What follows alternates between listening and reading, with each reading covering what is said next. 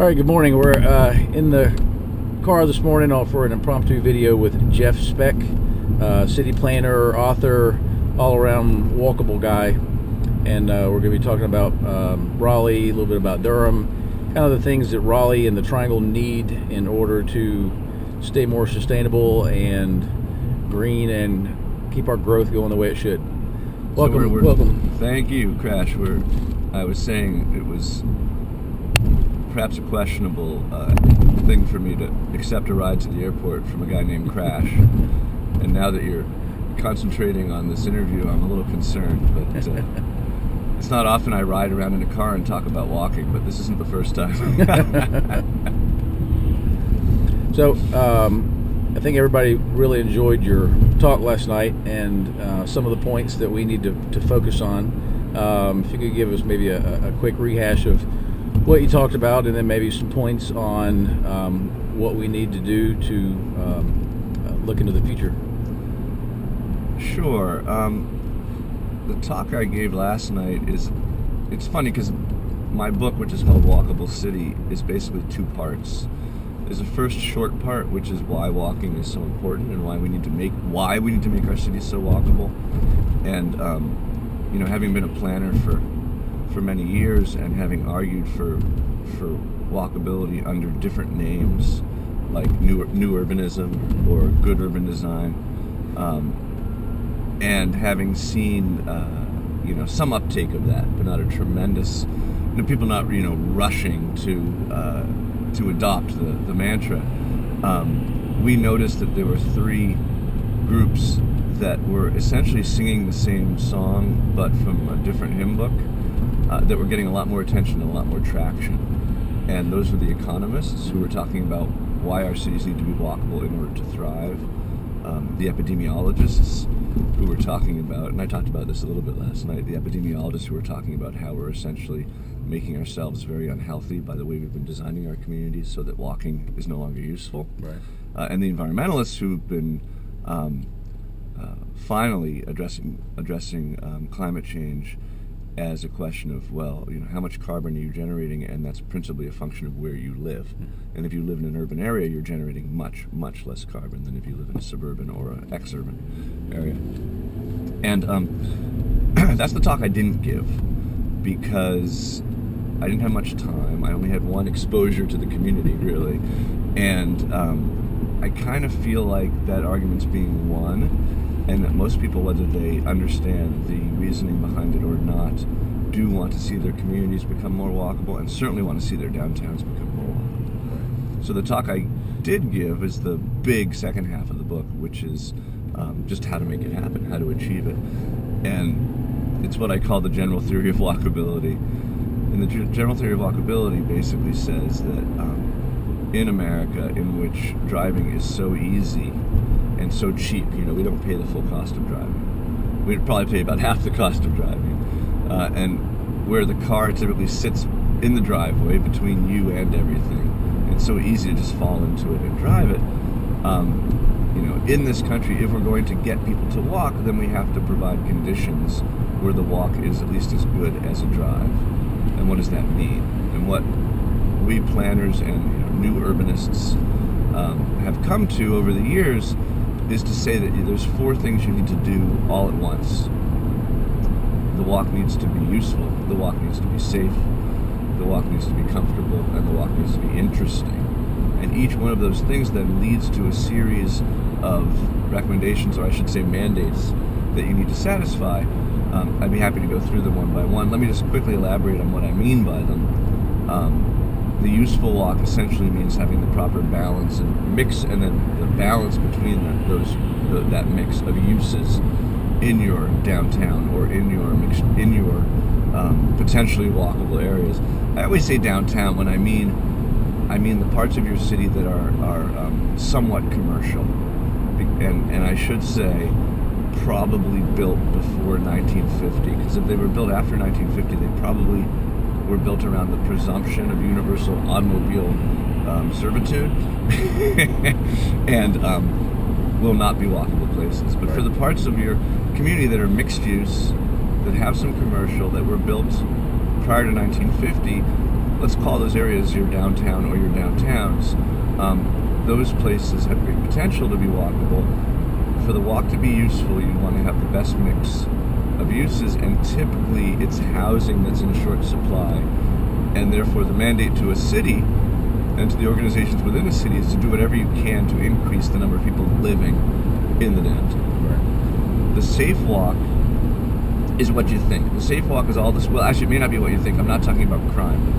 Statistically, you've almost no chance of being mugged in most downtown areas today, but you have a tremendously high chance of being hit by an automobile. Interestingly, you have a much higher chance of being injured in an automobile or by an automobile in suburban areas and in rural areas. Probably about 4 times as high likelihood. In most American cities, you're much safer in the city, in the downtown, than you are elsewhere. Is that because of the sidewalks? It's because of the speed of cars moving. Right. So we're much more. The most dangerous part of my trip today, flying back to Florida to meet my family on vacation, is this ride to the highway. I'm sure you know that.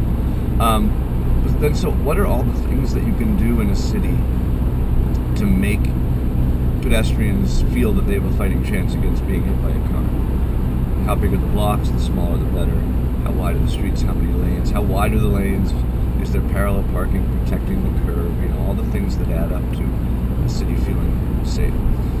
The comfortable walk is a little bit counterintuitive because we like wide open spaces, right? We like to climb mountains and get beautiful views. But all animals, the evolutionary biologists tell us that all animals seek prospect and refuge. You want to be able to see your prey and your predators, and you want to feel that your flanks are covered from attack. And if you don't, it's in your DNA, you can't help it. If you do not feel refuge, you are not comfortable in a place, and that means that streets need to have street walls, they need to have edges. And we like to design public places, streets and squares, as outdoor living rooms. And we're very concerned about spatial containment, which is why a street that has a parking lot up against the edge is not a good street to walk along. And then finally, the street needs to be interesting, because we humans are among the social primates, and nothing interests us more than other humans, and we need signs of humanity all around us. And so it's one thing to define a space with a wall, but if that wall is a blank wall or a parking structure that you haven't hidden from the street behind, say, a thin layer of apartments or something else, or retail, then people will be too bored to keep walking. So those 4 categories, then, the useful, safe, comfortable, and interesting walk, add up to a menu for making walkable places. And it's not an a la carte menu; it's a prefix menu. But you have to eat the whole. You have to eat the whole thing. So, a long answer to a short question, but I want you to concentrate on your driving. Yes. So what are some things that we should really be focusing on for the next 5, 10, 20 years? So to me, it's astounding how far you guys have come. Not particularly surprising, because this is a national trend, but it's astounding how far you guys have come in the last decade. I've been in the region sporadically over the last 20 years, but I hadn't seen Raleigh for a long time, and downtown Raleigh looks like a different place. It's spectacular. And the typical experience of walking around a street in downtown Raleigh is, I would say, pretty useful, although the balance of jobs to housing, I'm sure, is still way off. Anything you can do to make it more attainable for developers to provide housing downtown at a price point that normal people can handle, particularly millennials, because people in their 20s are the generation who are most ready to live in your downtown, and of course they don't have that much money. So in terms of the useful category, and I always like to frame my recommendations in the form of this hierarchy, right? In terms of the useful category, there's not much you could do better than making a mandate at the city level. How do we create more downtown residents? And if you're aiming for the rich, that's a very small market. It's very easy to build, sexy lofts downtown that cost, $700,000, but it's much harder to build apartments that can be rented at a reasonable price. Right. And you're looking much more towards renters than buyers for this demographic. Of course, the empty nesters are another big demographic. I noticed you have a bunch of empty nesters living downtown, and that's great. And they're prepared to live in your downtown as well, if they can get out of their mortgage, which hopefully isn't underwater anymore, right? And enjoy, living without this dependence on the automobile, which as you get older, of course, becomes a real hindrance and danger. In terms of I'm going to skip ahead. In terms of the comfortable and interesting walk, I think you guys are doing really well.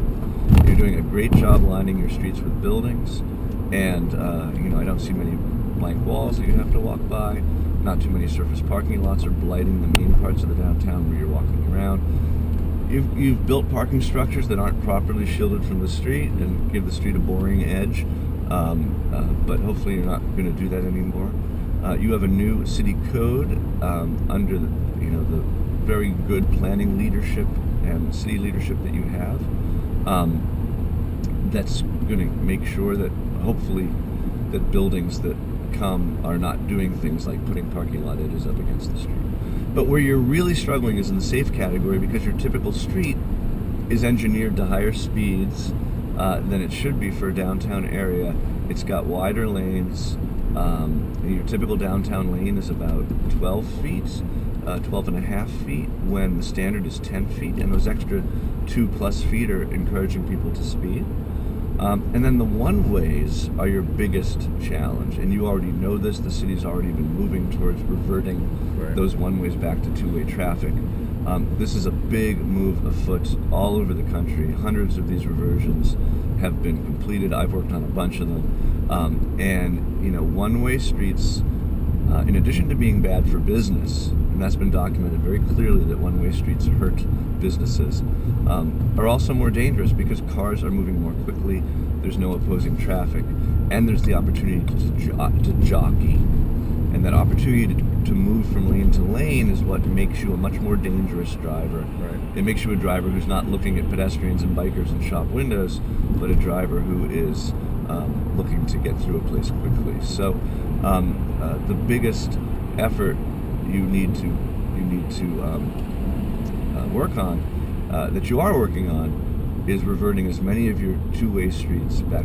Reverting as many of your one-way streets back to two-way as possible, simultaneously with an effort to fix the other thing you're well behind in, which is bike infrastructure. And again, you guys are doing a great job on many cylinders, so I'm just talking about the issues that could use some work. Which is your airline? I am flying U.S. Airways. Okay.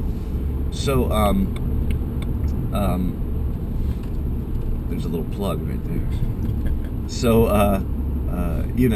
I like to say that bicycling is the biggest revolution currently underway in only some American cities. It really hasn't hit yours yet, and bike ridership is strictly a function of bike infrastructure. Hilly San Francisco has more bikers than flat Los Angeles because of bike infrastructure. Alaska has more bikers than well, that's a whole nother discussion. But my point is, climate is not is not a huge factor. It's a factor. Topography is not a huge factor at all. It's really, has the city provided bright, bold, and beautiful bicycle infrastructure that makes people feel safe biking. And there, the real gold standard is what we call the protected lane, the lane that's located between a row of, hopefully you've taken the parallel parking that sits against the curb on a wide street, you've pushed it off the curb and created a buffer zone with the cars and a little car door striped zone. And then you've got, and those fit really well in big one-way streets.